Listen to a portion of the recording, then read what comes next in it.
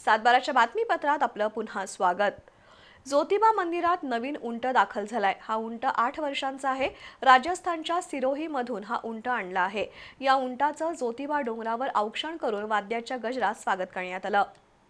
वाडी रत्नागिरीच्या डोंगरावर ज्योतिबा देवाच्या पालखी आणि धुपारती सोहळ्यासाठी पुष्कर नावाचा उंट होता। पुष्कर वयोवृद्ध झाल्यानं त्याच्या जागी नवीन उंट आणलाय। राजस्थानच्या सिरोही गावातून हा उंट आणलाय। वाडी रत्नागिरीच्या डोंगरावर या उंटाचं वाद्याच्या गजरात स्वागत आणि औक्षण करण्यात आलं। देवस्थान समितीचे सचिव शिवराज नाईकवाडे, व्यवस्थापक धैर्यशील तिवले, पुजारी सुमित उपाध्याय आणि ग्रामस्थ उपस्थित होते।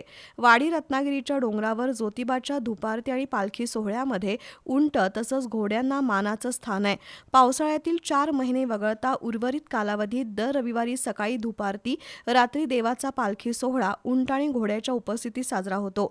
नवीन उंट ज्योतिबाच्या सेवेसाठी दाखल झाला असून त्याचा सध्या सराव सुरू आहे।